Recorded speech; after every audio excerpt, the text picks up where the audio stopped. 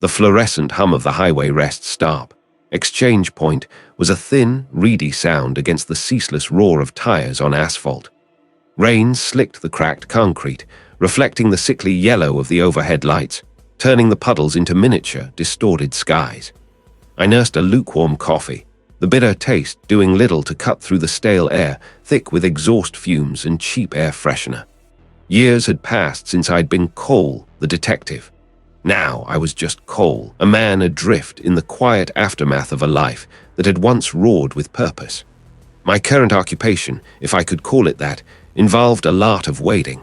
Waiting for the next shipment, waiting for the next signal, waiting for anything to break the monotony that had become my existence. It was a far cry from the adrenaline-fueled nights of my former life, a life that now felt like a dream someone else had lived. The ghost of that case, the one that had broken me, still whispered in the quiet corners of my mind, a constant, gnawing reminder of my failure. A sleek, black sedan purred into the lot, its headlights cutting through the drizzle like twin lasers. It parked a few spaces away, engine idling, a silent sentinel against the monotonous backdrop. My gut, a finely tuned instrument of dread and anticipation honed by years of unpleasant surprises, tightened. This wasn't just another tired traveler seeking refuge from the road. There was an economy of movement about the vehicle, a deliberate stillness that spoke volumes. A figure emerged from the driver's side, silhouetted against the interior light. Tall, lean, moving with a liquid grace that was both unnerving and familiar. They wore a dark, tailored coat, the collar turned up against the damp chill. As they approached my beat-up truck, I saw the glint of something metallic in their hand, a subtle, almost imperceptible movement that my eyes, trained to spot the smallest deviation, registered immediately. My knuckles, pale and tight, gripped the plastic cup. The way the stranger moved, the almost surgical precision of their actions, it was a language I knew too well, a dialect spoken by predators. They stopped a few feet away, the rain beading on their coat. The metallic glint resolved into a small, intricately carved wooden bird. A swift, silent gesture, and the bird was placed on the hood of my truck near the cracked windshield. It was a marker, a signal. My mind, despite its best efforts to remain detached, began to churn. The carving, the deliberate placement, it was too much. Cole, a voice low and smooth, cut through the night. A delivery, for I didn't respond, my gaze fixed on the wooden bird. It was exquisite, each feather rendered with painstaking detail. But it wasn't the craftsmanship that held me captive. I'd seen it before, or something like it. In the sterile, white rooms where I'd pored over crime scene photos, where the only beauty was the horrific symmetry of a madman's work. What is this? My voice was rough, unused to the tension that coiled in my throat. The stranger took a step closer, and for the first time I saw their eyes. Amusement, contempt, or something far more dangerous. A reminder, the stranger said, a subtle smile playing on their lips. That some things, once learned, are never forgotten, and some debts once incurred are always collected. They turned then, melting back into the gloom of the parking lot, their departure as silent and efficient as their arrival. My hand trembled as I reached for the wooden bird. The wood was cool and smooth beneath my fingertips. I turned it over, examining its underside. There, almost invisible unless I knew where to look, was a tiny, etched symbol. A stylized knot, intricate and unsettling. It was the signature of the man I'd chased for years, the man who had slipped through my fingers like smoke, leaving a trail of shattered lives in his wake. A sudden, sharp clarity pierced through the fog of my disillusionment. This wasn't a coincidence. This was a message, and it was a threat. The heists, the meticulously planned operations that had been plaguing the city for weeks, the ones the papers were calling the work of a new, daring criminal element, they weren't just random acts of violence. They were echoes of the past, amplified and twisted. My breath hitched. I had failed to stop him once. I looked at the wooden bird again, its delicate wings poised for flight. It was a promise, a taunt, and a plea perhaps from a ghost who refused to stay buried. The disillusionment that had settled over me like a shroud began to fray, revealing the burning ember of a forgotten fire. I was cold. The rain had settled into a steady, indifferent patter against the asphalt of the highway rest stop, exchange point. It mirrored the rhythm of my own thoughts, a dull, insistent beat that promised no relief. The black sedan was gone, swallowed by the night, leaving behind only the lingering scent of exhaust and a knot of unease tightening in my gut. I'd seen that efficiency before. The precise, almost surgical movements of the figures who had emerged and disappeared. It was a ghost of a memory, sharp and unwelcome.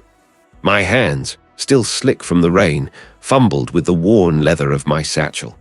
Inside, beneath a scattering of old case files and a half-eaten sandwich, lay the reason I was standing here, a magnet pulled by a force I couldn't ignore. A small, crudely fashioned wooden bird.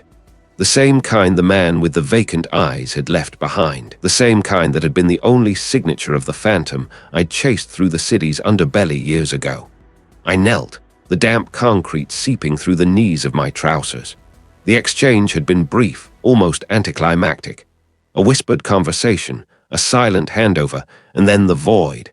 The figure who had given me the bird, a woman, her face obscured by the deep shadow of a hood, had said nothing. Just a cold, impersonal gesture. Her eyes, when they'd met mine for a fleeting second, had held a stark, desperate intelligence. Not fear, something else. A calculated understanding. I ran my thumb over the rough-hewn feathers of the bird. It was unfinished, the details blurred, as if the carver had been interrupted. Or perhaps as if the interruption was part of the message. A deliberate imperfection. Like the small smudge of what looked like oil paint, a deep, bruised purple near the base. I scraped a tiny bit of it with my fingernail, bringing it close to my nose. It carried a faint, metallic tang, mingled with something acrid like burnt sugar. Not the usual turpentine or linseed oil. A distant rumble of thunder vibrated through the soles of my boots. The air hung heavy, charged with an unspoken threat. The detective in me, the one I'd tried to bury under layers of regret and cheap whiskey, stirred. This wasn't just a random act. The precision, the symbolism, the style, it all pointed back to him, to the man I'd failed. I stood, my joints protesting the sudden movement. The highway rest stop, exchange point, was a desolate stretch of concrete and flickering fluorescent lights. A few cars were parked haphazardly, their occupants likely seeking refuge from the downpour or a moment's respite. A lone attendant, his face etched with the weariness of late hours, swept the entrance to the small convenience store, his broom a slow, rhythmic swipe against the grimy tiles. He paid me no mind. Nobody ever did anymore. My gaze swept the perimeter. The black sedan had parked in the far corner, near a dense thicket of overgrown bushes that bordered the access road. I walked towards it, my footsteps echoing unnervingly in the quiet. The rain had washed away any obvious tracks, but I crouched again, my eyes scanning the damp earth. There, beneath a broad, dripping fern, a faint impression. Not a boot print, but something narrower, more pointed, like the heel of a shoe. And beside it, a scatter of small, almost crystalline shards. I carefully collected a few in a small plastic bag I'd taken from my satchel. They glinted dully in the meager light like fragments of frosted glass, but they felt wrong, too uniform, too perfect. The woman, he had been wearing heels. I'd noticed them for a second, gloved in black leather, but beneath the cuff of her jacket, a flash of something metallic, a bracelet, a watch. It was too fleeting to be sure. I stood and brushed the dirt from my hands. This was more than a hunch. The wooden bird, the paint, the shards, the specific location. It felt like a taunt. A twisted invitation. He was back, or someone was wearing his mask, and they were leaving breadcrumbs, leading me deeper into the maze. My car, a battered sedan with more rust than paint, was parked 100 yards away, its silhouette a familiar comfort in the gloom. As I walked towards it, the wind picked up, rustling the leaves of the nearby trees, a mournful sigh. Not this time. The stakes had been raised, and the ghost of my past was demanding a reckoning. I pushed open the car door, the hinges groaning in protest, and settled into the worn driver's seat. My hands, steady now, gripped the steering wheel. I had a feeling this road would lead me to places I'd sworn I'd never revisit. The black sedan was gone, swallowed by the night, leaving behind only the lingering scent of ozone and something else. something metallic like old coins. The drop had been clean, too clean. A nondescript briefcase, a fleeting silhouette in the gloom. My contact, a wraith I'd never truly seen, had vanished as quickly as they'd materialized. I ran a thumb over the worn leather of my own briefcase, the one that held the ghosts of my past. Inside, the files were brittle, the photographs faded, but the details remained sharp, etched into the back of my eyelids. The Ripper's signature, surgical precision, a meticulous disregard for collateral damage, and a chilling aesthetic that hinted at something far beyond mere greed. And now, the echoes were undeniable. The jewelry store heist last week, the armored car yesterday. Each one, a meticulously orchestrated symphony of chaos, a chillingly familiar refrain. The highway rest stop, exchange point, was a graveyard of transient moments. Fluorescent lights hummed a tired tune, casting a sickly yellow glow on the slick tarmac. A lone truck idled, its engine a low growl in the damp air. I needed to get back, to sift through the wreckage of my career, to find the thread that connected these new crimes to the old. My phone buzzed, a jarring intrusion into the quiet despair. The screen displayed an unknown number. I hesitated, my gut clenching. "Cole," a voice rasped, rough as sandpaper. It was the detective, one who'd inherited my badge, my office, my failures. "What do I want?" My voice was a low growl, laced with a weariness that went bone deep. Heard I was, active again. The detective's tone was carefully neutral, but I could hear the accusation lurking beneath the surface. Third time this week. Third time. The city's central bank, vaults supposed to be impenetrable. A pause, heavy with unspoken implications. They bypassed every alarm, every security measure. Left it, clean, almost elegant. Elegant, the word hung in the air, a phantom limb from the Ripper's playbook. He'd always treated his crimes as art, his victims as canvases. And Ira calling me because I pushed, my gaze fixed on the shimmering oil slick in a puddle. Because it smells like him, Cole. And because no one else is getting close. Not to this, not to him. He was right. The official channels were clogged with bureaucracy, with fear. They dismissed the Ripper's crimes as isolated incidents, a string of bad luck. I was the only one who'd seen the pattern, the only one who'd understood the depth of the madness. "Who's they?" I asked, my eyes scanning the empty parking lot. "The crew, whoever's pulling the strings this time. They hit the vault like ghosts. No forced entry, no witnesses, no trace, just gone." My mind raced, piecing together fragments. It was the Ripper's modus operandi, amplified. This wasn't just a copycat, this was an evolution. "I'll be there," I said, the words tasting like ash. "Don't do anything stupid, Cole." The detective's warning was laced with a grudging respect, a concession to the man I used to be. "When have I ever?" I retorted, but the lie felt thin, transparent. The rain had stopped, leaving behind a damp, earthy smell. The metallic tang from the briefcase was stronger now, a subtle, insistent perfume. I opened it, my fingers tracing the familiar contours of the Ripper's case files. A photograph of a victim, her face frozen in a silent scream, stared back at me. This wasn't just about catching a killer anymore. It was about redemption. The stakes had never been higher. The city was the canvas, and the Ripper, or whoever wore his mask, was about to paint his masterpiece. And I, Cole, the disgraced detective, was the only one who could stop him. I needed to move, to find the trail before it dissolved completely. The central bank, the vault, a ghost's playground. The neon sign of the highway rest stop, exchange point, pulsed a sickly green against the bruised twilight. Rain slicked the asphalt, each drop a tiny, frantic drumbeat against the windshield of my beat-up sedan. I killed the engine, the sudden silence amplifying the gnawing unease in my gut. My contact was late. Or perhaps they weren't coming at all. The air inside the car felt thick, heavy with the scent of stale coffee and unspoken dread. I'd been given a burner phone, a single cryptic text message, and a time. The detective hadn't elaborated, his voice clipped and wary over the crackling line. "This is all I could get, Cole. Be careful. They know you're looking." They. The word hung in the air, a phantom limb of my old life. I'd spent years trying to outrun it, to bury it beneath layers of cheap whiskey and solitary nights. But the Ripper's ghost, it seemed, had a long reach. The precision, the surgical removal of what the perpetrator deemed valuable, The utter lack of trace evidence it was all there, painted anew on the canvas of the city's underbelly. A pair of headlights cut through the gloom, crawling towards the designated parking spot. It idled for a moment, its engine a low rumble that vibrated through the ground. Then, a figure emerged, silhouetted against the cab's interior light. Not the detective, this was someone else. My hand instinctively brushed against the worn leather of my jacket, where a familiar weight rested. A tool of a trade I'd sworn to leave behind. The figure moved with a fluid, unnerving grace, closing the distance between us. As they drew nearer, I could make out a broad-shouldered frame, a face obscured by the shadow of a wide-brimmed hat. They stopped a few feet from my car, their posture relaxed, almost casual, a stark contrast to the coiled tension I felt radiating from them. "Cole," the voice was deep, gravelly, laced with an accent I couldn't quite place. "Who are you?" I kept my voice even, betraying none of the apprehension that clawed at me. "A messenger."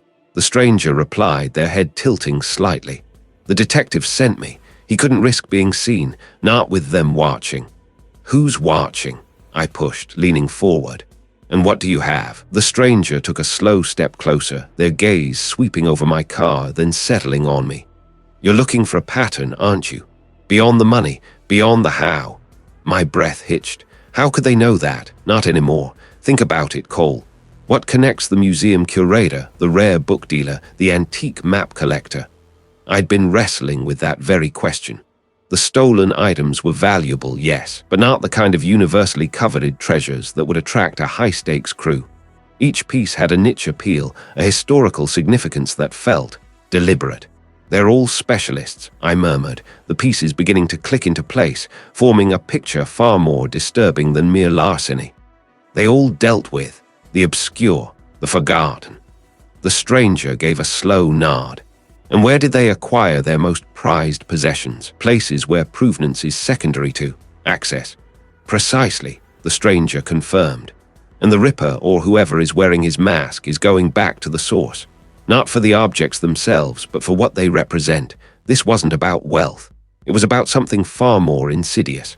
A hunger for something intangible." "What kind of knowledge?" I demanded, my voice tight.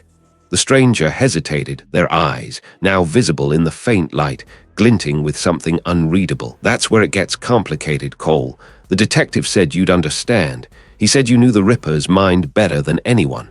I felt a familiar prickle of self-doubt, a phantom echo of the past failure that still clung to me like a shroud. "I thought I did.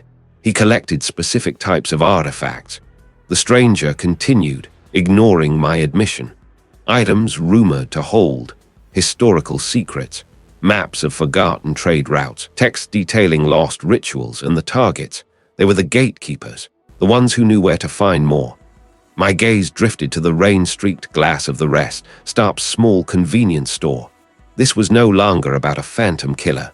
This was about a deliberate, calculated hunt, and the hunter, it seemed, was not merely seeking to recreate the past, but to rewrite it.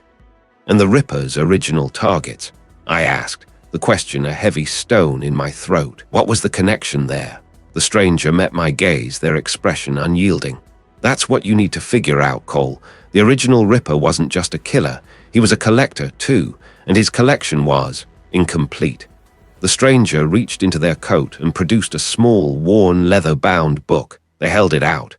"This was found at the scene of the latest heist. The detective thought you should have it. It belonged to the museum curator." I took the book, its pages brittle with age. The scent of old paper and something faintly metallic, like dried blood, rose from it. As my fingers traced the embossed lettering on the cover, a single word, barely visible beneath the grime, caught my eye. "Codex." My heart gave a sudden, violent lurch. I'd seen that word before, years ago, scrawled in a desperate, frantic hand on a scrap of paper found in the Ripper's last known lair. A word I dismissed then as a meaningless scribble. Now, it felt like a key turning in a lock I'd long believed rusted shut. The Ripper wasn't just evolving, he was returning. And this time, he was coming back for something more than just trophies. He was coming back for the truth. The word burned itself onto my retinas. Codex. I turned the book over, the weight of it suddenly oppressive in my hands. It wasn't just a ledger. It was a testament, a macabre diary of the killer's descent. The metallic scent intensified, a coppery tang that spoke of more than just ink. I flipped through the early pages, a jumble of dates, locations, and chillingly precise details of their crimes. Each entry was a stab, a phantom echo of the life I'd failed to protect. Then a name, Sealers. Not a full name, just a moniker, scrawled in a hand that was both elegant and savage. A single, cryptic text message: highway rest stop, exchange point, midnight, bring the book.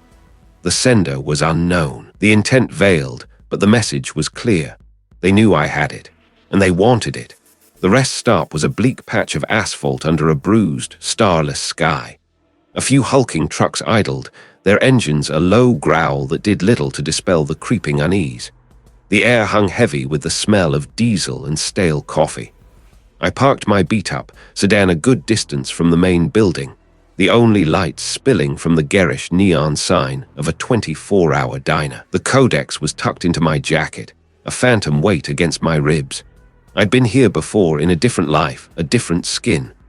The instinct, honed by years of kicking down doors and facing down the worst humanity had to offer, was a dull ache in my bones. I couldn't make out their features, but their posture radiated a coiled tension, a predatory stillness.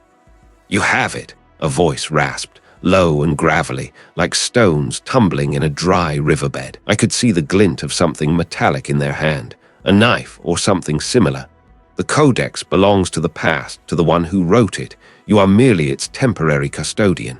Sealers sent you." The name felt like a brand on my tongue, a low chuckle devoid of humor. Sealers is long gone, but his legacy endures, and it demands respect. Respect. This is a record of murder. My hand instinctively went to the worn leather of the codex beneath my jacket. Record of necessary actions, the figure corrected, their voice hardening.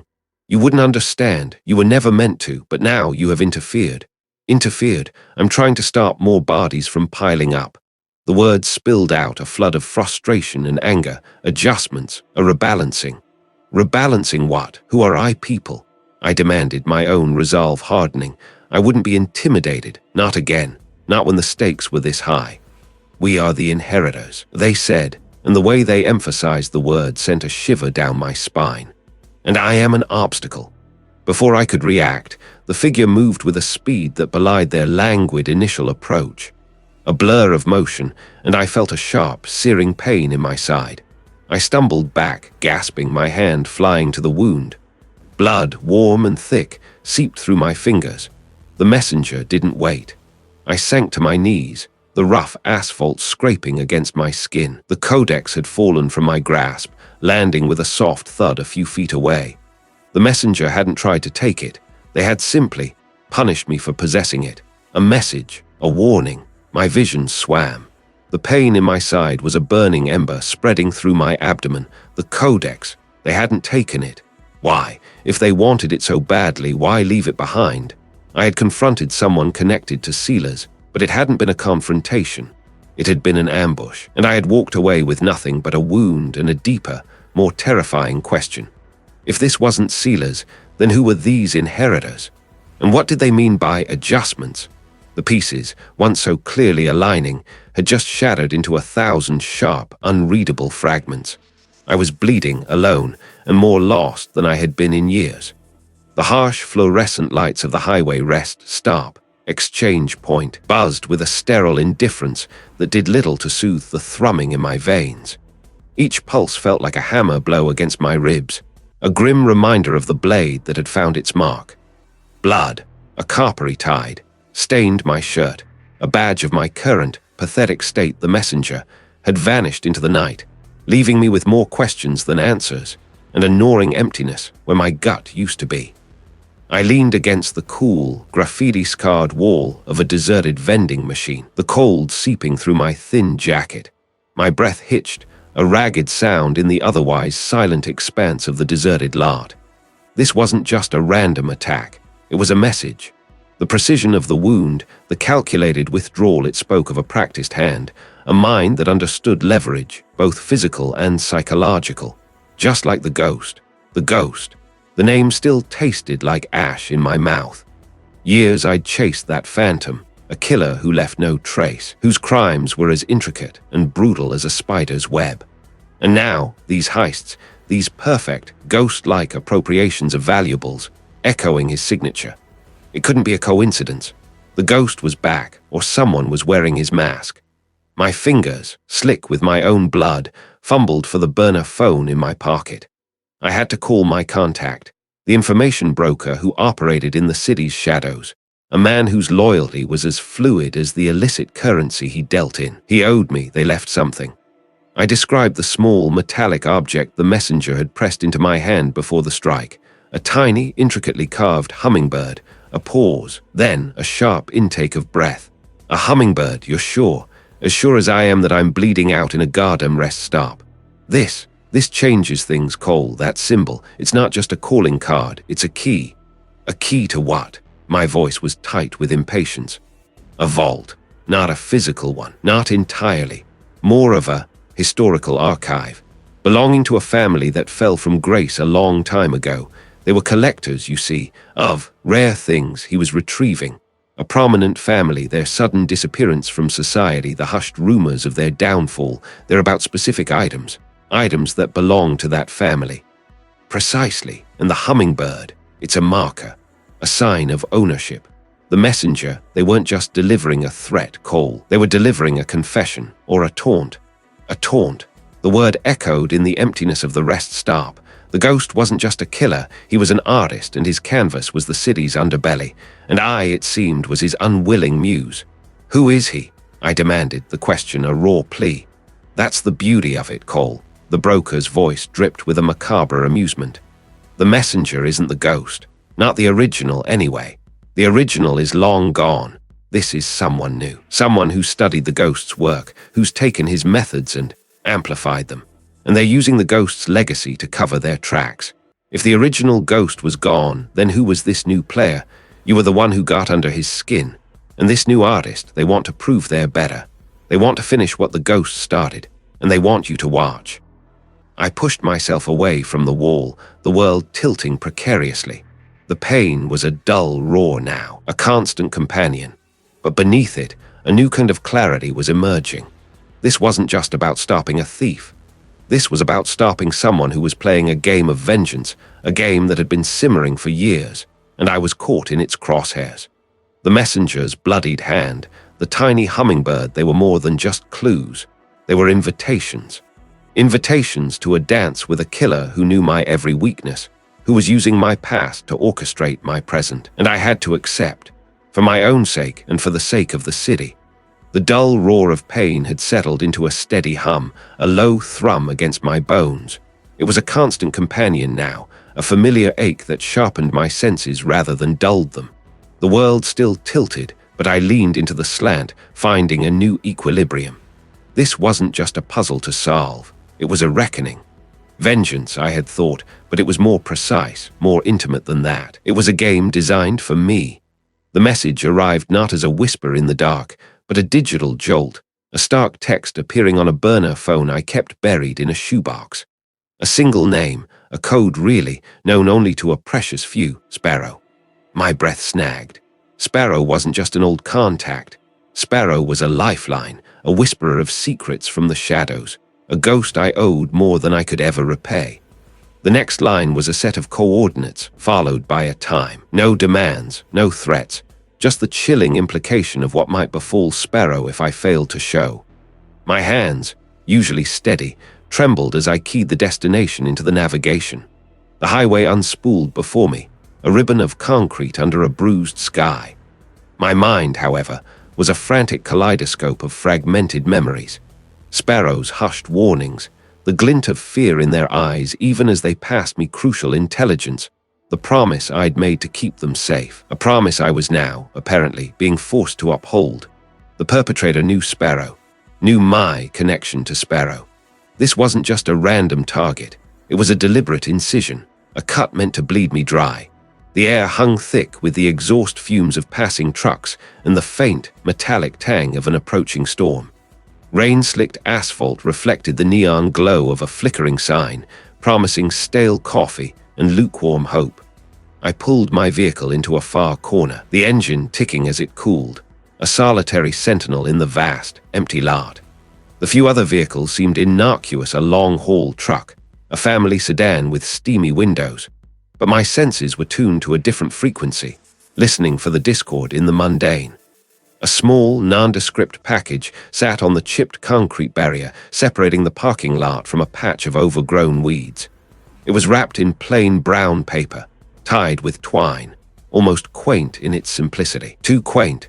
My pulse quickened, a frantic drum against my ribs. This was it. I approached slowly, every muscle coiled, every nerve screaming. My hand reached out, hesitant then firm. The paper felt rough beneath my fingers, the twine surprisingly taut. No sound, no movement, just the relentless wind and the distant hum of traffic on the highway. Inside, nestled on a bed of shredded newsprint, was a single, tarnished silver locket. It was small, intricately engraved with a swirling pattern that seemed to mimic a bird in flight. My breath caught, sharp and painful, like a shard of ice in my throat. This wasn't just any locket. This was Sparrow's locket, the one they always wore, a family heirloom, a tiny anchor in their shifting world. I had seen it countless times, glinting against their collarbone, a private talisman.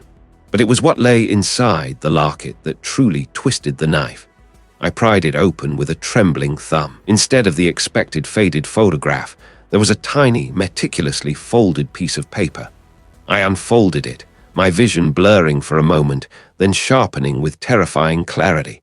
It was a drawing, a crude, almost childlike sketch of a raven. Not just any raven, but the raven. The one etched into the memory of every investigator who had worked the old case, the signature symbol the killer had left at each scene, a macabre calling card. But this raven was different, and beneath it, scrawled in a precise, almost elegant hand, were two words: your burden. The air drained from my lungs. The ground beneath me seemed to liquefy. It wasn't just the symbol or the locket. It was the teardrop. That detail was never released to the public, never even widely known within the force. It was a specific, obscure observation I had made during the initial investigation, a tiny, almost imperceptible detail in the killer's signature I had kept to myself, a private piece of the puzzle I had thought only I knew. I had dismissed it then, a trick of the light, a smudge. My burden, this wasn't a mimic. This wasn't a copycat. This was someone intimately familiar with the original killer, or perhaps the original killer themselves resurfaced, and they knew me, knew my thoughts, my private observations, my failures. Sparrow was not just a pawn. They were a message, a declaration that the game was personal, irrevocably so. The pain in my side flared, a raw, insistent reminder of my own vulnerability. I had been so sure I was chasing a phantom, a ghost of the past. But the ghost had flesh and bone, and it was reaching for everything I held dear, everything I had failed to protect. Had I missed something crucial all those years ago? Was I truly so blind? The sky overhead rumbled, a low, distant growl. The first fat drops of rain splattered against the concrete, mimicking the teardrop in the raven's eye. The stakes had not merely been raised, they had been driven through my very core. This wasn't about catching a thief anymore. This was about confronting the architect of my deepest nightmare, a nightmare that had just become terrifyingly real and far, far closer than I had ever dared to imagine. The hunt had just become a rescue. The air, thin and sharp, become a solid thing in my lungs, refusing passage. The ground beneath me, usually dependable concrete, seemed to liquefy, a shifting mirage underfoot. It wasn't merely the symbol, nor the locket's cold gleam that twisted my gut. A precise, almost invisible etching I had discovered, a detail never released to the public, never even whispered beyond the confines of my own investigative notes. An obscure observation, unearthed by my hands alone during the initial, agonizing days of the past. Now it was a ghost in the present, a cruel echo. The perpetrator knew. Not just the methods, not just the public narrative, but the intimate secrets of my own failures, the minute cracks in the case only I had seen. The implication was a fist to the gut, leaving me breathless and raw. The killer, or someone intimately connected, was playing a twisted game, using my own insights as their instruments. This wasn't about catching a ghost anymore. It was about confronting a living, breathing entity that had burrowed into the very bedrock of my past. My hands clenched, the ghost of a metal locket still cool against my palm. They wanted a reaction. They wanted me to see. And I, like a moth drawn to a lethal flame, would oblige. But this time, the fire would be of my own making. This time, I would control the spark, the kindling, the inevitable conflagration. The plan, nascent and dangerous, began to form in the quiet hum of my desperation. If they mirrored the old killer, then they understood the language of symbols, the rhythm of the hunt. And if they knew my secrets, then I would use one of those secrets as bait. Not a public detail, not a widely known fact, but something so specific, so personal to my investigation, that only the perpetrator or the original monster himself would recognize it as a direct challenge. A whisper in their ear meant only for them. I thought of the specific calling card the original killer had used. A small, intricately carved wooden bird, left at each site. Most believed it was simply a macabre signature. But I, in my obsessive dissection of the evidence, had found it. On one of the birds, nestled within the grain of the wood, an almost imperceptible teardrop carved beneath its tiny, vacant eye. It was never mentioned in any report, only sketched in my private journal, a silent note to myself. That teardrop, it would be the linchpin. I spent the next few hours in a feverish blur, not sleeping, not eating, merely existing within the confines of my own calculated rage. I needed a prop, a message, a carefully constructed illusion. Using old, discarded tools from my garage, I carved. My fingers, stiff and unaccustomed to such delicate work, ached with the effort, but the vision was clear. A small, wooden bird, crude perhaps, but effective, and into its tiny eye I carved a teardrop. Not subtle, not hidden like the original. This one was pronounced, almost cartoonish in its obviousness, a deliberate mockery, a flag planted firmly in the sand. The next challenge was the delivery. How to plant this specific, coded message where it would be seen by the perpetrator, and only the perpetrator, without drawing unwanted attention from the authorities I was, ostensibly, still estranged from.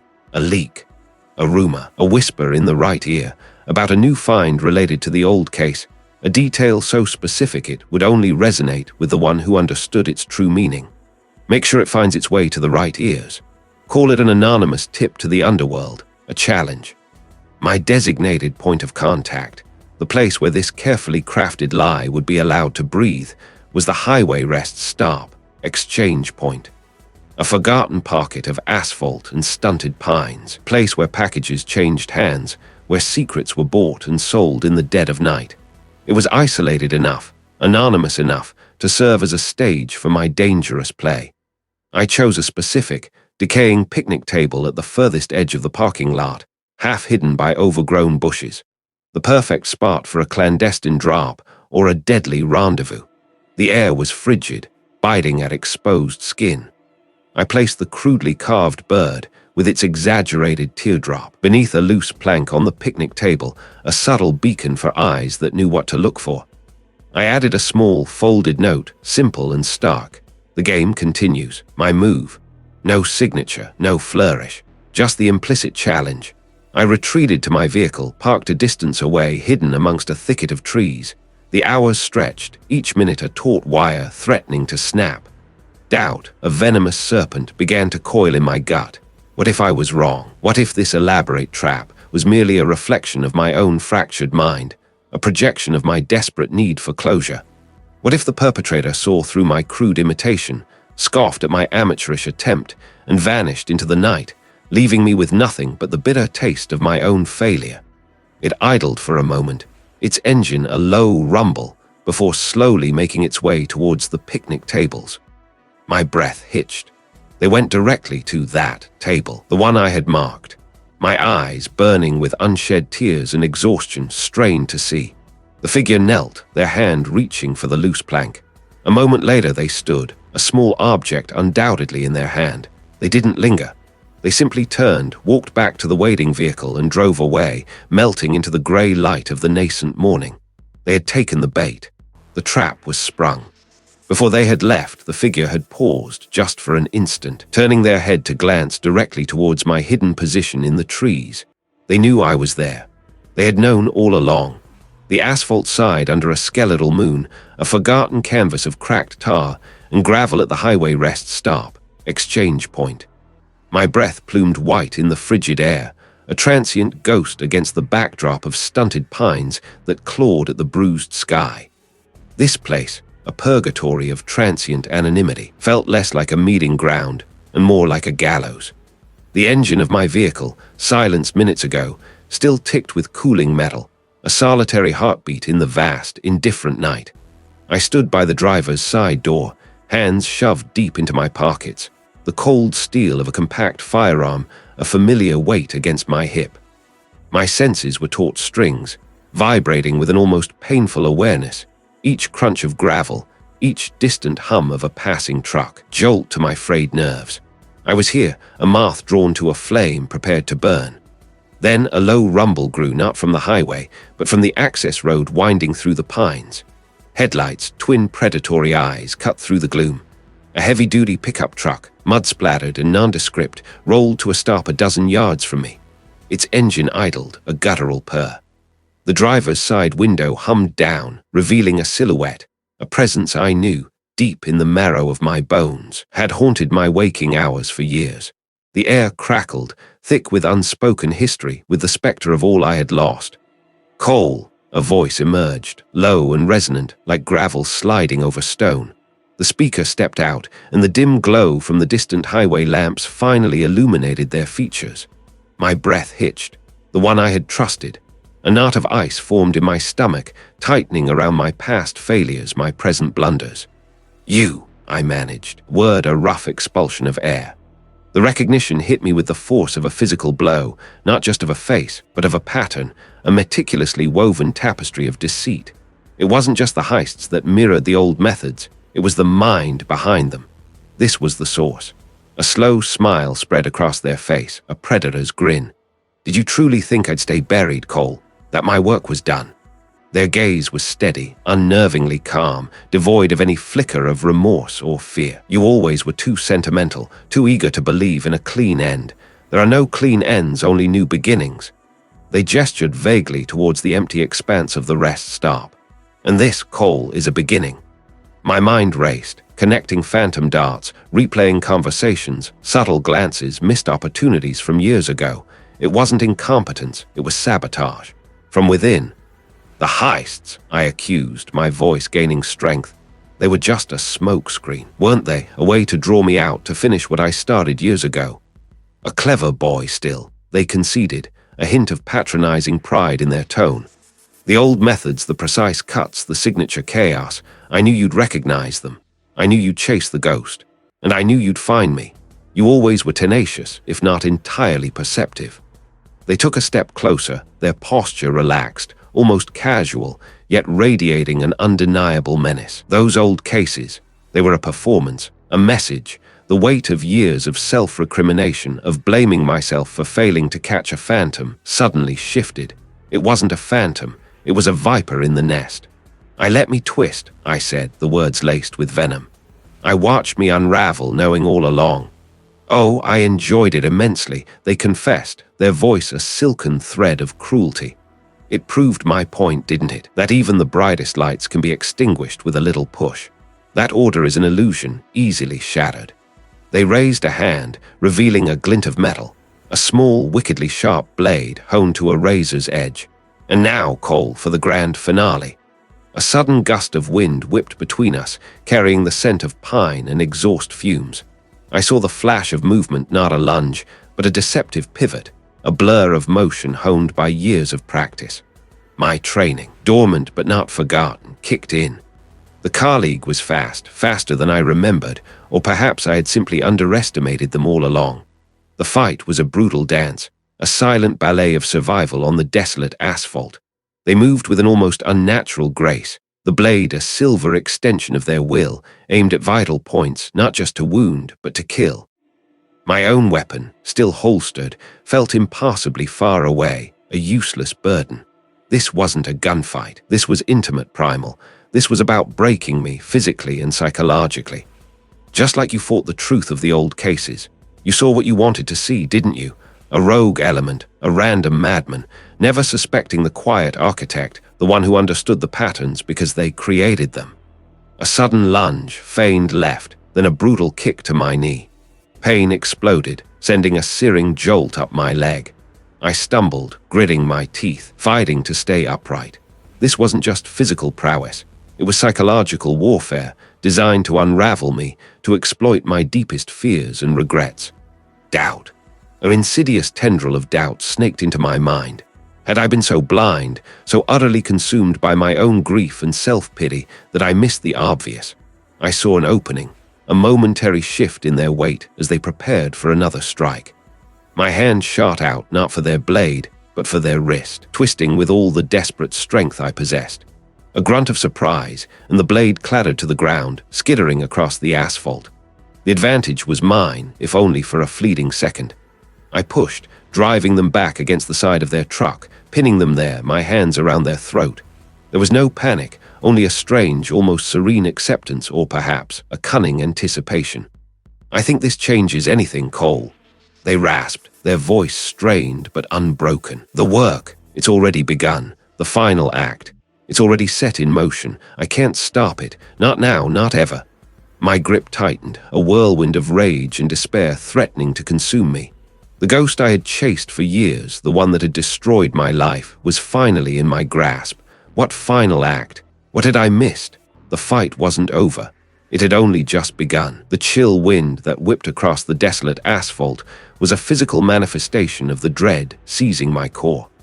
The ghost I had chased for years, the shadow that had consumed my waking thoughts and haunted my fractured sleep, stood before me, their words still echoing in the desolate air. What final act? This wasn't the clean, definitive end I had envisioned. This was another knot in the tangled thread. Another question mark burned into the fabric of my unraveling sanity. We stood at the edge of the highway rest stop, exchange point, a forgotten stretch of concrete and cracked tarmac where the ceaseless hum of distant traffic was the only sound of life. Overgrown weeds clawed at the edges of abandoned parking bays, their skeletal forms dancing in the faint light cast by a single, flickering lamppost.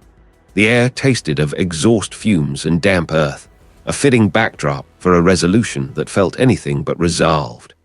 "I speak of an end," I rasped, my voice raw. "But I hold a new beginning in my hand, don't I?" Another echo, another shadow cast. The antagonist's silhouette, stark against the wan glow, shifted, the symmetry. But true art, true impact, lies in the final, unexpected stroke. My gaze darted, scanning the periphery. The gravel lot was empty save for my own vehicle, parked haphazardly, and a battered sedan, its windows opaque with grime. No other headlights pierced the gloom, no approaching sirens. This was our stage, and I was suddenly, terrifyingly, alone with the architect of my torment. The exchange point took on a sinister new meaning. What was truly being exchanged here?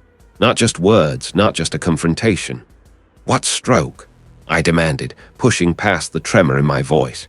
Every instinct screamed that I was missing something crucial, a piece of the puzzle deliberately withheld until this very moment. The antagonist merely smiled, a slow, predatory baring of teeth. Their hand, until now obscured, rose, clutching a small, nondescript device. It was sleek, metallic, adorned with a single blinking red light. My breath hitched. It wasn't a weapon in the traditional sense, but its implications were far more devastating. Not just against them, a dismissive gesture towards the unseen city, but against the very idea of predictable justice. The old killer sought to terrify. I seek to erase. Erase. The word hung in the air, heavy and suffocating. What could be erased here at a forgotten rest stop? My mind raced, frantically piecing together every detail, every casual observation. The heists weren't just about money or chaos. They were about distraction. A grand, elaborate diversion designed to draw my gaze, to focus the attention of the city's law enforcement, away from something far more significant, something brewing beneath the surface. Then it clicked, a sickening lurch in my gut. The highway, the exchange point. This wasn't just a meeting place. It was a vantage point. My eyes snapped to the distant highway overpass, a concrete behemoth looming in the periphery, barely visible against the starless sky. A low, rumbling vibration began to ripple through the ground beneath my feet, growing steadily. Not distant traffic, the structural integrity reports, the maintenance closures. It was all a blind. The antagonist laughed again, a sound like dry leaves skittering across pavement. You always were slow, Cole, but you get there eventually. The final act isn't about taking something. It's about destroying something fundamental, something they rely on every single day, the ultimate symbol of their false security. The device in their hand pulsed faster, the red light a frantic heartbeat. The rumble intensified, a deep, resonant thrum that vibrated through my bones. I could picture it now, the meticulously placed charges, the engineered collapse, the sheer, unimaginable chaos that would erupt. Not just property damage, but lives. Countless innocent lives, all for a twisted statement. My determination hardened, overriding the fear. This wasn't just about my past anymore. This was about stopping a catastrophe. My hand tightened on my own weapon, but I knew a bullet wouldn't stop the countdown. I had to get that device. It ends, I snarled, discarding the poetic words for blunt force. I lunged, a desperate primal surge fueled by years of failure and the urgent need for redemption. The antagonist, surprisingly nimble, sidestepped, their movements fluid, almost practiced. The device remained clutched tight. A flash of metal, a glint in the weak light. They weren't unarmed. A switchblade, honed to a razor edge, appeared in their free hand, arcing towards my midsection. I ignored it, focusing on the blinking red light. We grappled, a silent, brutal dance in the desolate rest stop. The rumble from the overpass grew to a roar, a monstrous sound that promised impending doom. Every muscle strained, every breath a gasp. I felt the sharp bite of the blade again, a deeper cut this time, but my fingers were already closing around the antagonist's wrist, twisting, forcing their hand open. The device slipped, clattering to the ground. The rumble from the overpass vanished. We both froze, our ragged breaths the only sound. My eyes scanned the ground. The device lay there, inert. But beside it, barely visible in the gloom, was a small, almost microscopic chip. It must have dislodged when it hit the ground. A crucial component, probably the transmission chip, rendered useless. I didn't do anything, I replied, my voice hoarse, a strange calm settling over me. It seems my final act was prematurely interrupted. A guttural cry of rage tore from the antagonist's throat. They lunged again, not for the device, but for me, a wild, desperate animal cornered. The switchblade flashed, aiming for my throat. I ducked, feeling the wind of the blade, and brought my arm up, connecting with their jaw with a satisfying crack. They staggered, falling backward, their heads striking the unforgiving concrete with a sickening thud. The switchblade skidded away, coming to rest near a patch of oil-stained gravel. I stood over them, chest heaving, the throbbing pain in my side a dull ache compared to the sudden, overwhelming relief washing over me. The overpass remained silent, a solid, unmoving testament to the averted disaster. The hum of distant traffic returned, a mundane, comforting sound. I knelt, pressing a hand to my bleeding side, the warmth of my own blood seeping through my fingers. The antagonist lay still, eyes wide and unseeing, staring at the empty sky. The fanatical light had dimmed, replaced by a vacant stare. Footsteps crunched on the gravel. The detective. They surveyed the scene, their gaze lingering on the inert device, then on the still form of the antagonist, and finally on me. No words were exchanged, none were needed. I looked at the sky, no longer starless, but bruised with the first hint of pre-dawn light. The weight of years of guilt, of the relentless chase, began to lift. It wasn't a sudden, miraculous vanishing, but a slow, deliberate release. The demons hadn't vanished, but I had finally faced them here, at this desolate highway rest stop, exchange point, and I had won. Not just for myself, but for the countless lives I hadn't even known were in peril. The resolution wasn't clean, but it was earned. And for the first time in a very long time, I felt like Cole again. Whole, scarred, but whole.